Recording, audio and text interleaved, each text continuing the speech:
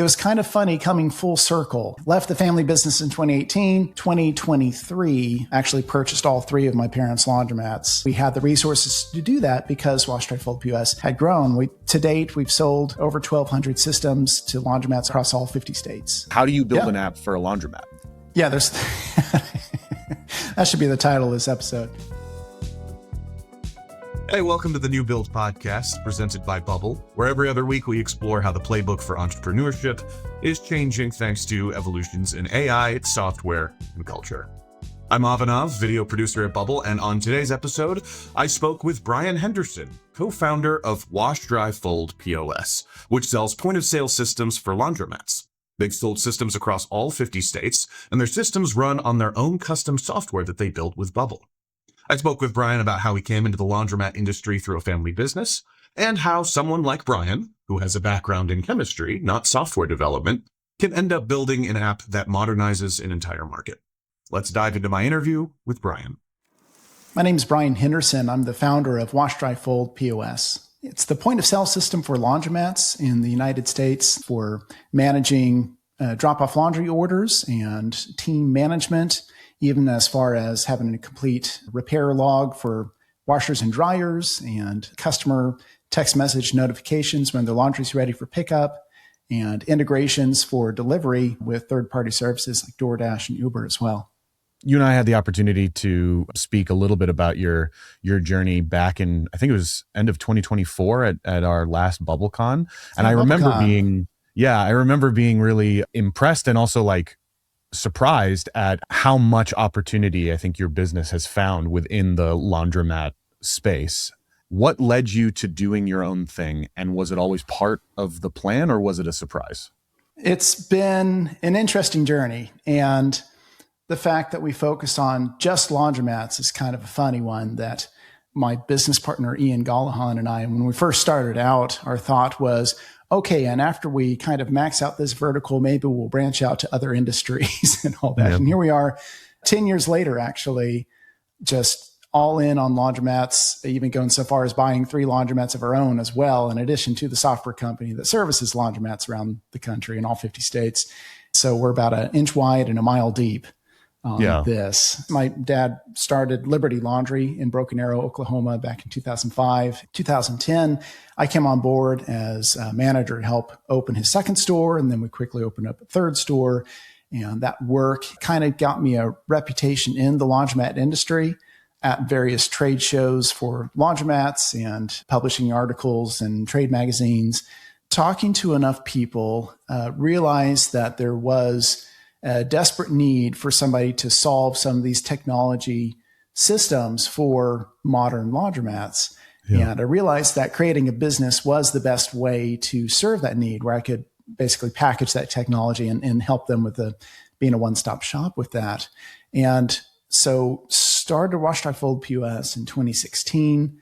When we first started out, it was as a reseller of other existing point-of-sale software, desktop-based, just a single perpetual license. It wasn't any sort of subscription or anything like that. But I knew enough about how to use it in laundromats to be very successful with it. And I got hundreds of laundromats set up with that. But we got to a point by about 2019 where it became really clear that to go further, we needed cloud-based software and needed to be in control of what features were in our software for very, very laundromat specific features. And that led me to searching for traditional development and the costs associated with that and getting some of the price tags on the quotes on that, which eventually led me to finding Bubble, where I realized I could build my own software myself and continue to iterate myself and do it in-house and do a lot with a very lean team.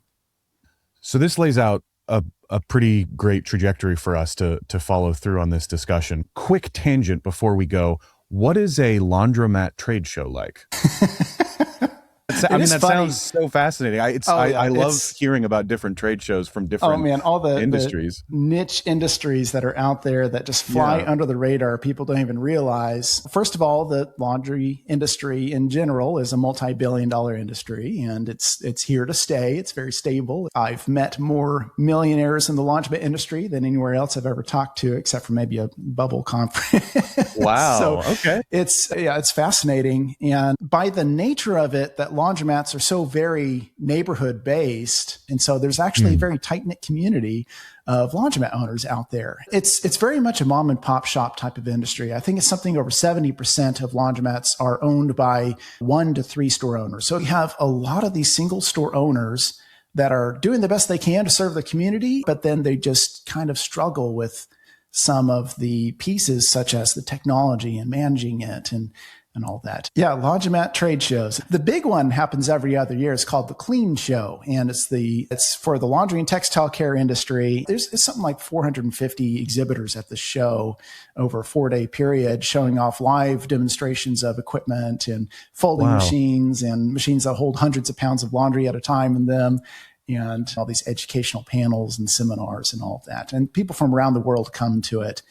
And first one I got to go to was in 2011 in Las Vegas, and then in 2013 in New Orleans. And then by 2015 in Atlanta, I actually got to be a guest speaker up on stage talking about some of the systems that I had helped, figured out to help my family's chain of stores grow to be some of the most top performing laundromats in the country. And it was a standing room only audience. They had only set out a couple hundred chairs, and about 450 people or 500 people showed up to that panel. You filled the whole room. Yeah. And if you ever needed a signal about a need for a product or a service, there it was. It was a very hungry audience. And I stood up there for a couple hours after the 1-hour presentation, just answering questions and talking to people. And just, it was a very clear signal that something was needed.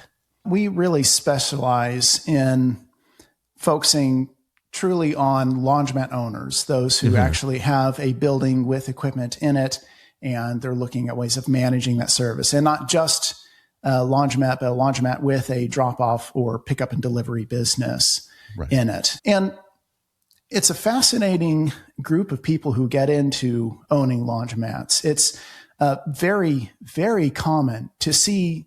I actually personally am friends with several people who used to be investment bankers or worked on Wall Street. And when they wanted to go into business for themselves and they wanted to get out of the corporate lifestyle, there were a number of things about laundromats that led them to the laundry industry. So you have this crowd of very successful, very intelligent, very sharp people who now own laundromats, and they're happier than they've ever been in their lives because it's just a high quality business that serves a real need. It doesn't get more basic and pure than clothing the people, and giving them a safe, clean environment to take care of themselves and take care of their families. So to call it a mom and pop shop industry, it's that's true. It sounds like it's dismissive, but it's not. In fact, like I said, I've met more millionaires and very intelligent people in this industry than pretty much anywhere else I've gone. It's been neat to see. Rolling back to the kind of opening of the trajectory that you laid out for us, your father opens a laundromat. Was that a surprise in and of itself? How does entering that feel like? How old were you when that took place? Yeah, to be clear, when I was in college, I had no plans, no interest in going into the laundry business. That was Dad's thing that he started when I was away at college, and I was off pursuing my degree in chemistry. One of your pre-interview questions was, what did you want to be when you grew up? And for me, I've always been a huge Star Trek, The Next Generation nerd, and I wanted to be a scientist. I'd pretend with a neighborhood friend that we were Data and Geordi doing experiments. And so I guess part of that, when I went off to college, I got a degree in chemistry, and I didn't have a plan for what I was going to do with it. Dad likes to joke that he used to be in a rock and roll band. He was one of the first male telephone operators in Oklahoma for Southwestern Bell. For many years, he got a degree in mass communications, and he worked in radio as a news reporter for pretty much all of my childhood. He was a Boy Scout leader, and that just all naturally led to laundromat ownership, which, that's his joke. And it's true of laundromats. You typically get people with a huge variety of backgrounds that get led to it. But what kicked off that journey really was my older brother was in the Army National Guard around the time of the whole Iraq War and all that going on. His National Guard unit got activated, but then there was some miscommunication and they wound up having to sit around waiting for several months. And so a lot of people, their lives were just on hold while they're waiting to ship overseas. And so in the meantime, he got a job working at a hotel at the front desk and learned that there was nobody to do the laundry for their guests. And around the time, Dad was looking to go into business for himself because the radio station he had worked at had been acquired by a larger company and they downsized the news department. And so he's part of those layoffs and looking into, taking control of his own destiny, and learned that there hadn't been a new laundromat built in Broken Arrow in the last 20 years. And, found some property. And after close to a year of development, opened his first store in 2005. And it just, that determination to make it work, because he sunk everything he had into building that store. He literally had a cot in the office because he had no employees when he first opened the store. It was just being there to make it work. And that's part of why we also added on a drop-off laundry service, was just to maximize the revenue out of that location. And realizing very quickly that although it's a laundromat and the way you happen to make money is by doing the laundry, we very much were a customer service business and treating every person who walked in through the door as though they belong, as though they're welcome, as though, you're overjoyed that they've come back. Every year, the Coin Laundry Association, it's a trade association for laundromats, they put out an industry survey so that you can see how your stores compare to other laundromats in your region and also compare to national averages. And by the time we opened our second store in 2010, that's around the time I had graduated from college and I had gotten married, and my wife and I moved back to our hometown, and I was kind of looking for the next thing. Graduated school, and I didn't want to do any more formal education. And so Dad was like, well, help me open up this new store. And that's really when I fell in love with the industry. But that store number 2 very quickly grew into the top 5% of laundromats by gross revenue. And we knew that because of these national industry surveys every year that the CLA puts out. And so we realized that we're really onto something here. And this is just in Oklahoma. This isn't like a huge metropolitan area. It's just the Tulsa area, Oklahoma.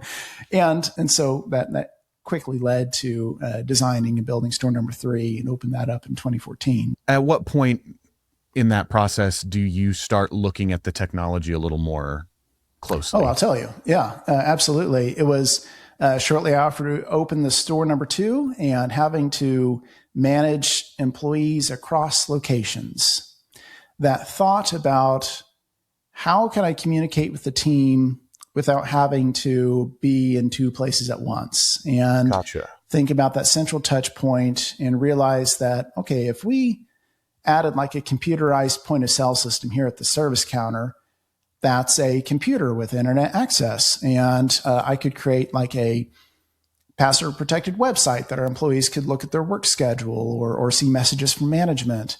And then likewise with the point of sale system, that could help enforce our pricing, because before that we just had to cash register and carbon copy tickets, and you just had to have your team memorize your prices and make sure they ring it up correctly, and worry about if they're going to accidentally charge somebody $230 for a $23 transaction because they typed it into the credit card terminal wrong. That really happened. And the guy signed the receipt and he came back the next day and said that there's a problem.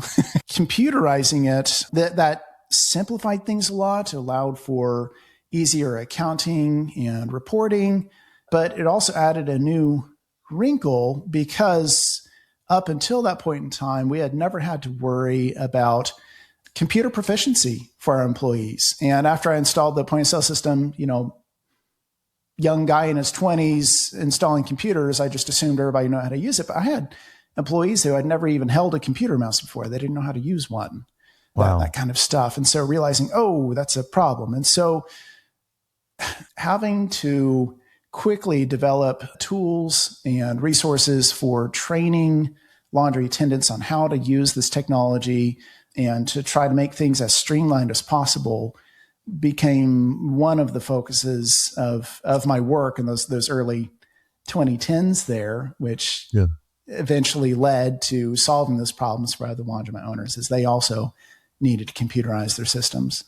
There's kind of two different bits of the terminology. There's point of sale system, which think of it like a cash register at the service counter. You want to go up to the service counter and purchase some retail products, or say you want to drop off your laundry, creating a ticket to track your laundry order and any notes about how you want your laundry done, which eventually led to software we built for entire production tracking of through the wash, dry, fold process and customer notifications. The other thing is for self-service payment systems. Liberty Laundry, my family's laundromats, we were the first laundromats in Oklahoma to add credit card readers to all the washers and dryers in all of our stores. There was a system that allowed for that. It also had, in addition to accepting credit cards, had these loyalty cards that you could sell. So like those type of prepaid gift cards that had a balance on them. The problem is if we sold any of those loyalty cards, they couldn't use that card to pay for anything at the service counter.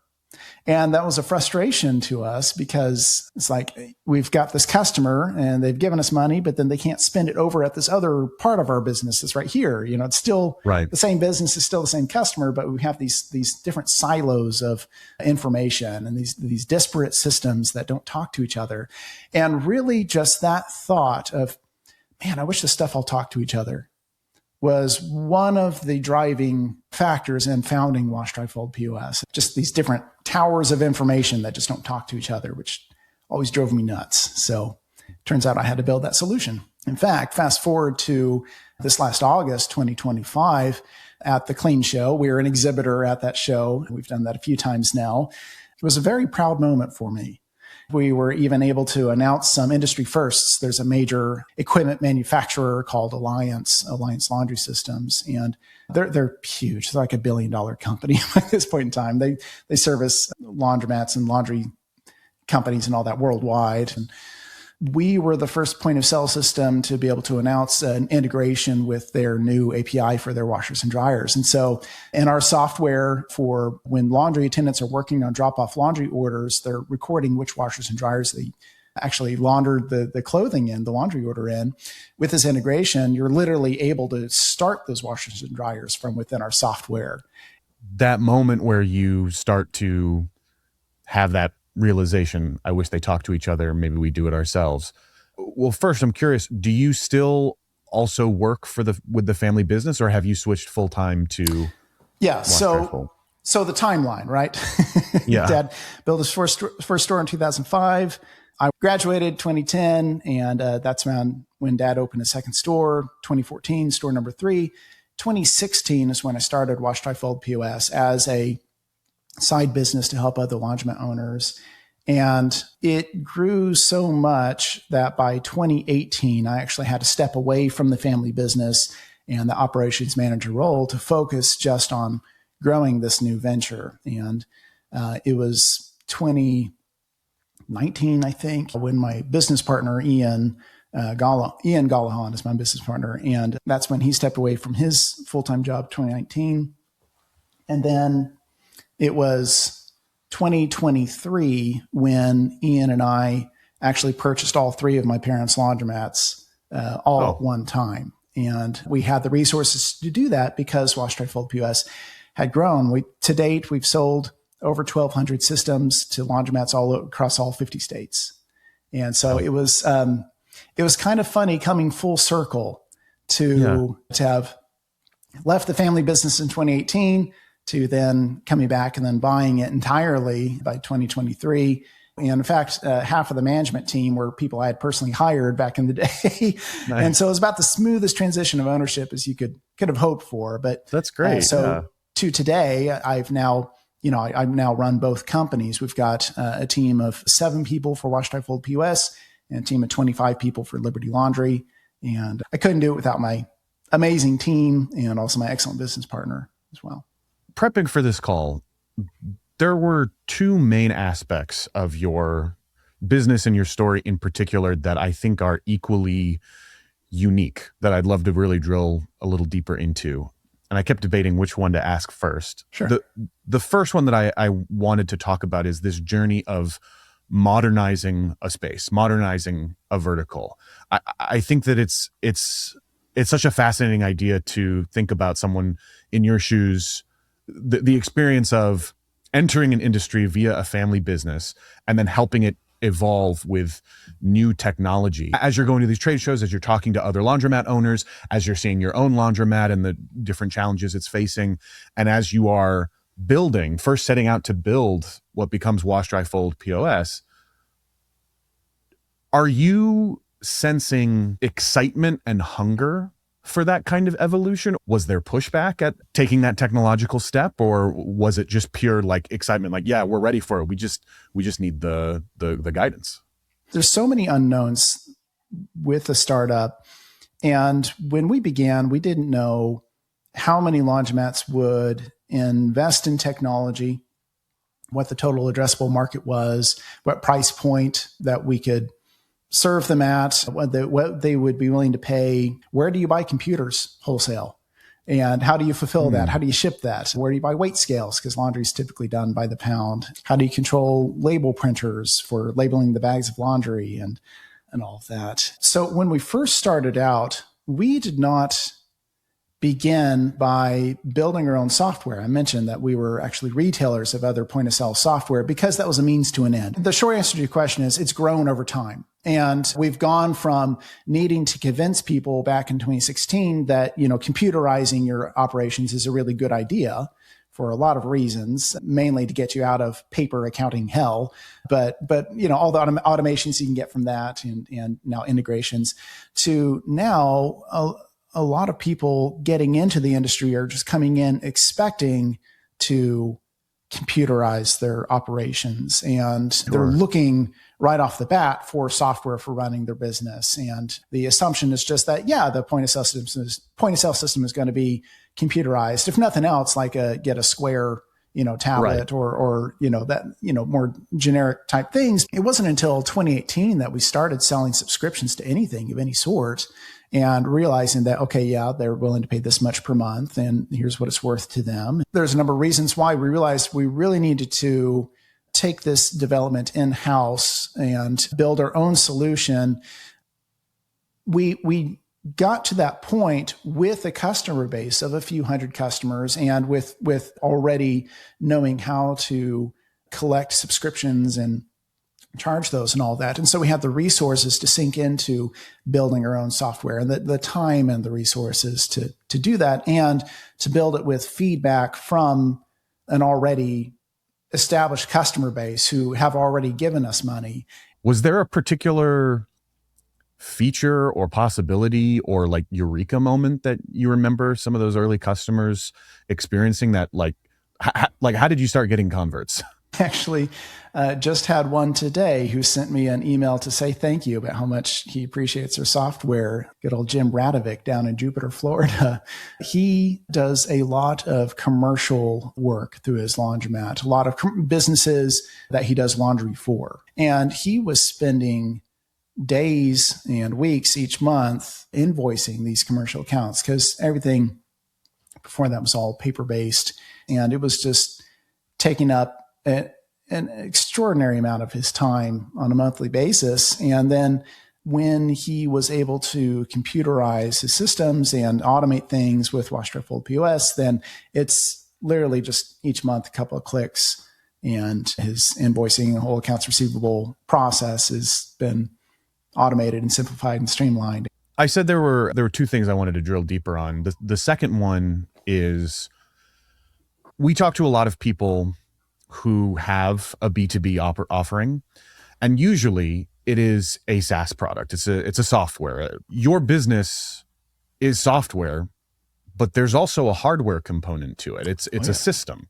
And so I'm very curious to hear more about what it's like as a founder, but also as a builder, to develop a virtual product that also has to have a presence and a functionality in a brick and mortar space. How do you build an app for a laundromat?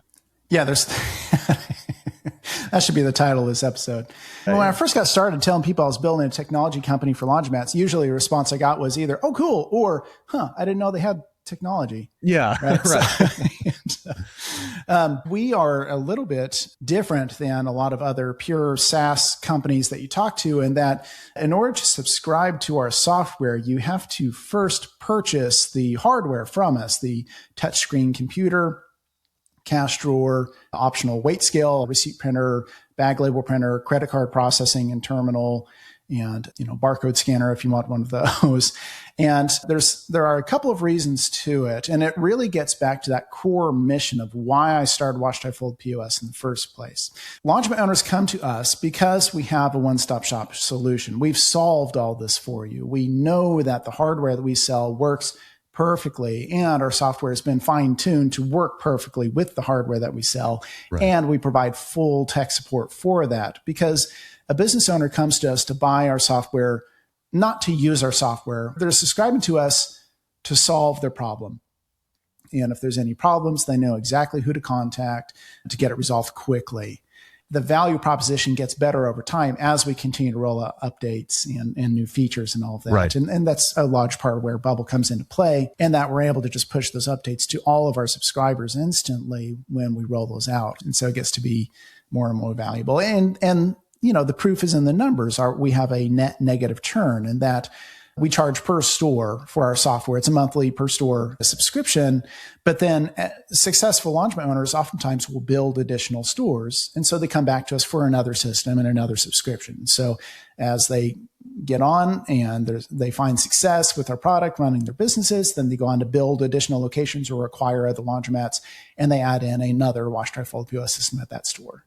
For anyone listening who might also be a Bubble developer, I think they might have the same image that I'm having in my head, which is you're in Bubble, you've made a change, you've made an update, you've fixed a bug or something, you move your mouse over to deploy, and most people who are building will think about, I'm going to ship this to the browser, to the web, and I, will then test that it's working on that device. But since you have this hardware component, since you have these very specific systems,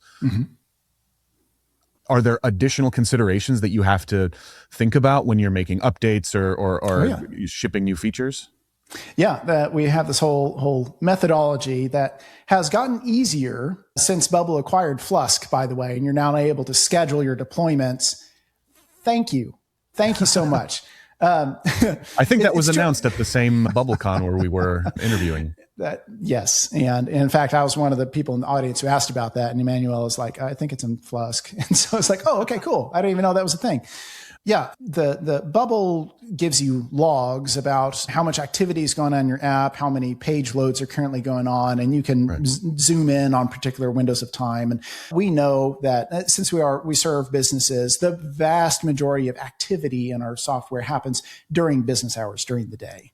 And so overnight typically is when we'll actually deploy software changes. 3 a.m. Central, to be specific. Sure. Seems to be the sweet spot. You don't want to be deploying an update while somebody's in the middle of a sales transaction. They could, completely interrupt that transaction. So we never deploy during the day unless it's some type of emergency. It's only happened a couple of times where we had to fix something right away. But typically, we'll push updates overnight. And in terms of testing with hardware and making sure that we haven't broken that type of functionality, then we do keep spare hardware in our offices, because our team works entirely remotely, by the way. We're mostly in Oklahoma. We also have an employee in Kentucky, Chelsea. Shout out to Chelsea. So we test to make sure that we haven't broken functionality with hardware through updates too. So I think we've integrated more hardware with our Bubble app than anybody else I know of. I would love for people to reach out to me if they've also found ways of controlling hardware from their Bubble app, because it's really quite fun. I never tire of hearing all of the different use cases of how people are, building businesses on Bubble. But it's particularly exciting to hear a use case like yours, where there are all of these other considerations, but it's still absolutely possible with the tech that is available to everyone today. And that's kind of the whole premise of this whole show.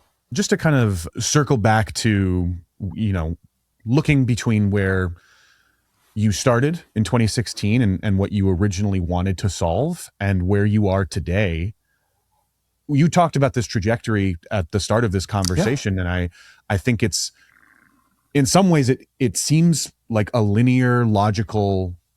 In hindsight, it looks like I just had it all figured out. Yeah, I mean, it does. Yeah. Yeah, Ian and I, we joke all the time about how it's been 1,000 iterations to success.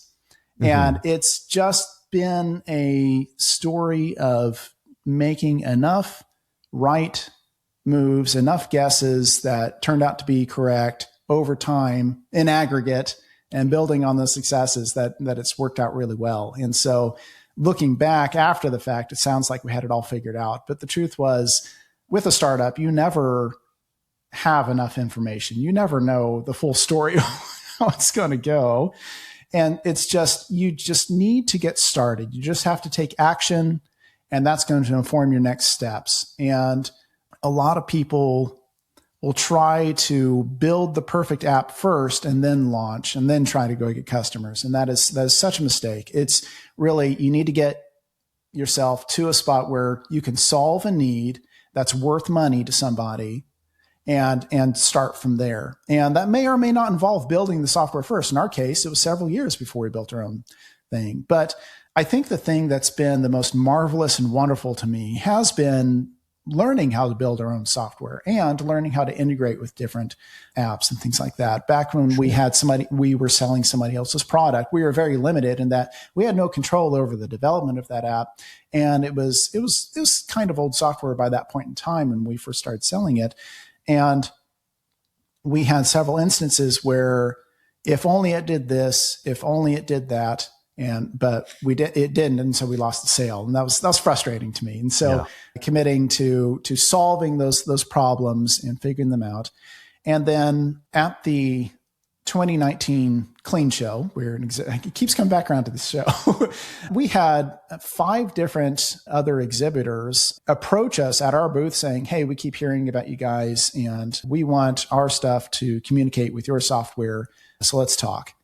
And so that's awesome. Yeah, that's realizing, oh man, so to go further, we really need to make this cloud-based, and we really need to get a grip on how to develop our own stuff, because we were now limited by the fact that we weren't making our stuff in-house.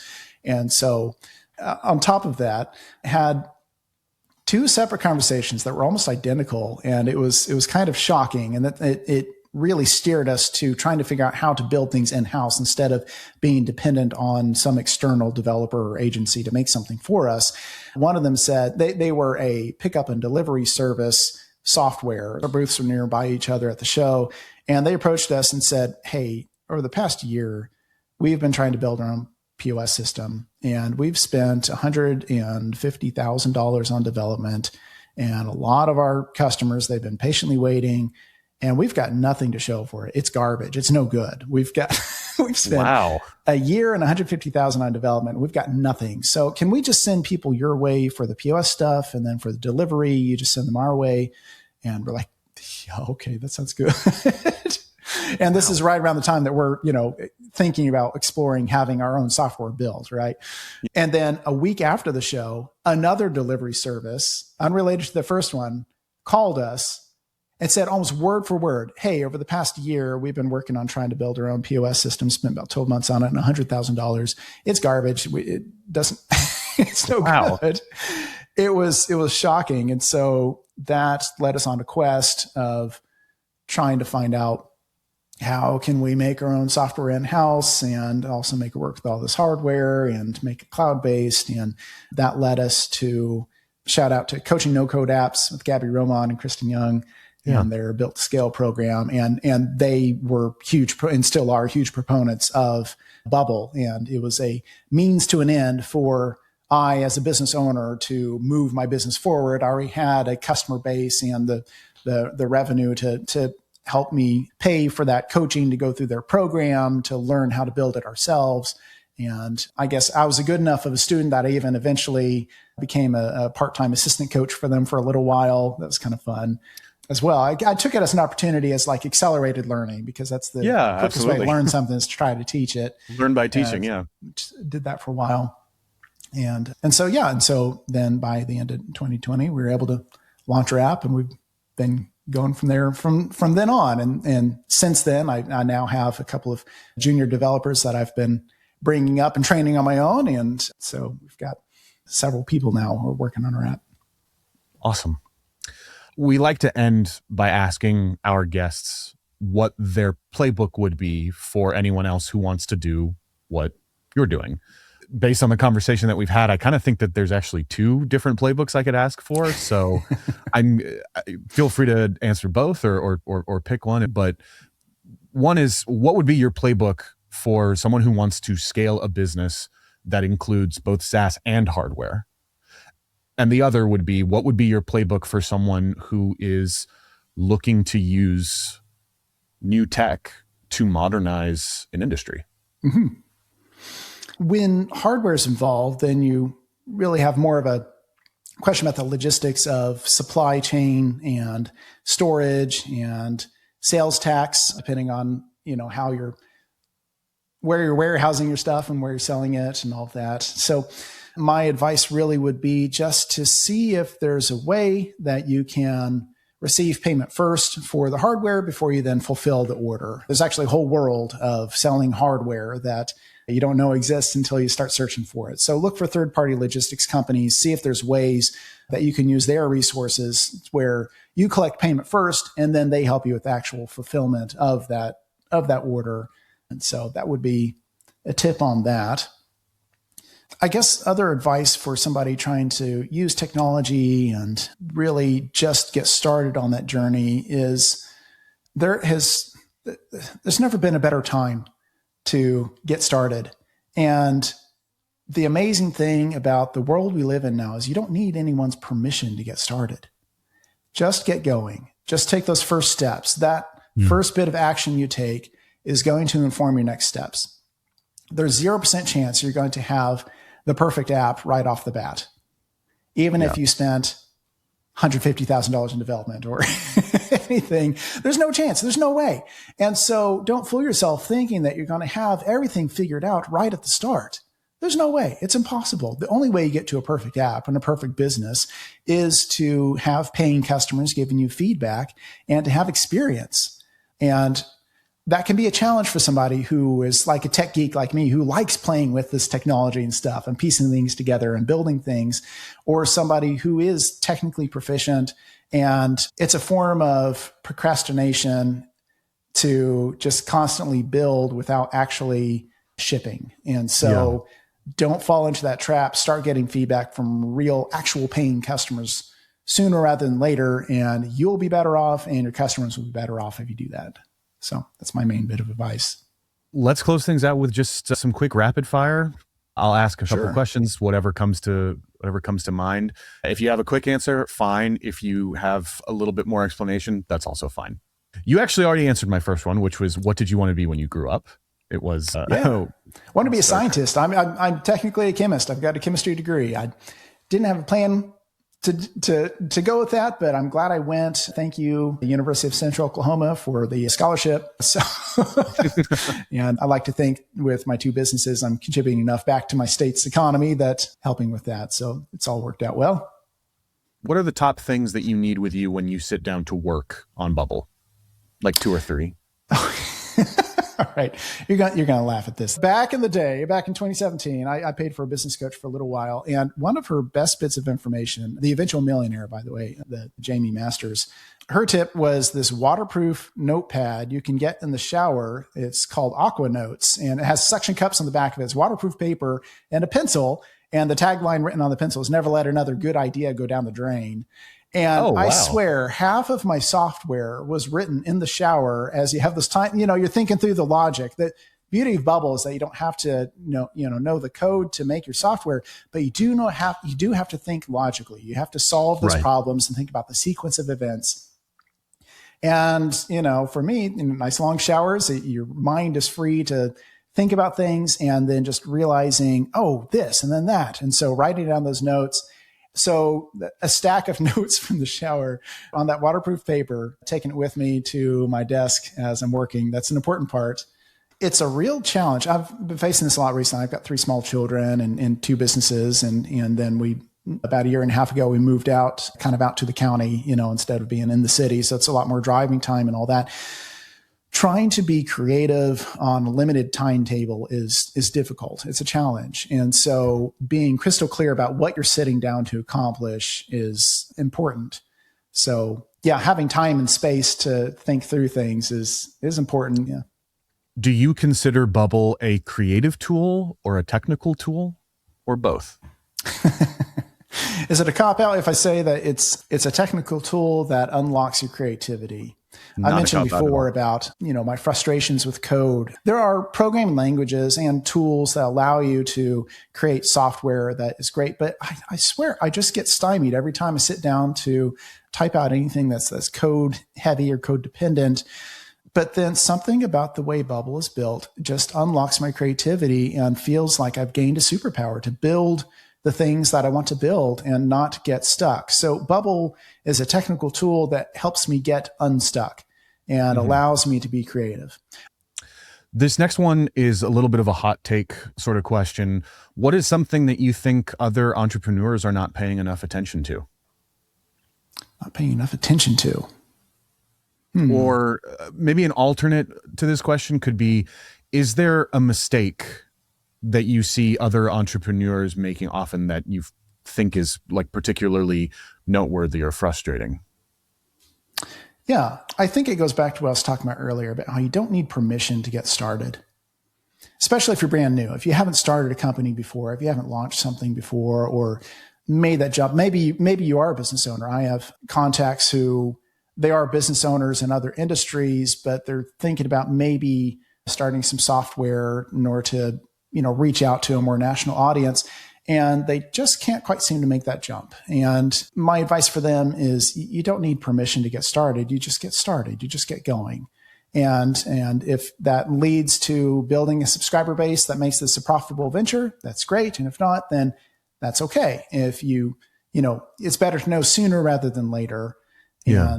And I think that goes to it. It's less of an issue now than it used to be, but people seeking venture capital money in order to fund their big idea. Obviously, I'm a firm believer in the bootstrapping type of movement of getting started and growing a company organically based off its own merits. You don't always need that outside validation of some investor to accomplish what you want to do. This is a landscape that's changed a lot over the last several years, but more and more now it's, go out and build the thing, serve real customers, build a real customer base. And then that may attract outside investment and interest and all that too. Yeah. So don't wait for permission, just go for it. We didn't talk too much about AI in this conversation. I don't know how much AI enters the conversation with wash, dry, fold, or just like in your circles in general. But one rapid fire question that I have, as AI helps us do more things, what is one skill that you think people really need to make sure they're good at? Yeah, no, this goes back to me being a Star Trek nerd. Now imagine Geordi LaForge talking to the ship's computer. There's a crisis he's wanting to solve. He's talking about the problem out loud. He's using this AI software to build computer models and software on the fly to solve the problem. Right. So this is very sci-fi and Star Trek era that we're living in. And so I'm very excited about it. And it fits right in with what Bubble is doing and empowering people to come up with these creative solutions and not getting bogged down in the details that will trip you up unless you know the perfect syntax of something. So right. Skills that people need to be mindful of with AI, in my opinion, is just really focus on being that problem solver. Don't get too wrapped up in the specific way that you're solving it. Focus on the mission, focus on what's at hand, and look at around you to see what's available to accomplish that. Sometimes that includes building software. Sometimes that involves using products that are already available, or in other times it's talking to AI or something generative to help you create something new. But yeah, just continue to focus on that skill of being very good at defining the problem and also describing what success looks like. And if you can do that, then The rest is all details. I mean, look at me. I'm not a coder. It's only recently I've started thinking of myself as a developer in any way. And I've got a very successful multi-million-dollar, enterprise going on here. And I've been able to do that with tools that are available because I'm able to build these solutions with what's available now. It's very empowering. Awesome. Brian, is there anything else that you want to shout out before we wrap up the episode? We'll also be able to put links down in the show notes as well. Yeah. Looking forward to next BubbleCon. Planning on going to that when it's in the US again. And yeah, check out Laundromat Ownership, laundromat-ownership.com for our new podcast. And if you are interested in the laundry industry or laundromats, I do recommend reaching out to the CLA. I was formerly on the board of directors for that trade association. They have lots of educational information about laundromat ownership. Do check that out. And then if you do own a laundromat or you get into that and you need a system for running your business and your drop-off laundry service or pickup and delivery, then check us out at washdryfoldpos.com. Awesome. Well, thanks so much, Brian. I really appreciate it. It's been great to speak with you again and dive a little deeper than we were able to a few years back when we spoke. And congratulations on coming up on 10 years. Yeah, thank you. If you want to learn more about Brian and Wash, Dry, Fold POS, check out the links in the description. I also want to give 2 quick shout outs that Brian mentioned during our interview. First, if you'd like to learn more about how to build an app in Bubble, you can check out our academy or our YouTube tutorials, but there's also many fantastic community educators out there, like Coaching No Code Apps with Gabby and Kristen. They have a fantastic YouTube channel that we'll link below. Brian gave him a shout out in the interview. And if you want to hear more from Brian, I also want to give a shout out to another recent podcast appearance he made on the Laundromat Ownership podcast, which is hosted by his co-founder, Ian Gollahan. On a recent episode, Brian joined as a guest to discuss, among other things, how they turned a $100 initial deposit into the $10 million laundromat portfolio it is today. You can find a link to their show in our show notes. Thank you all so much for listening. We'll see you in the next episode.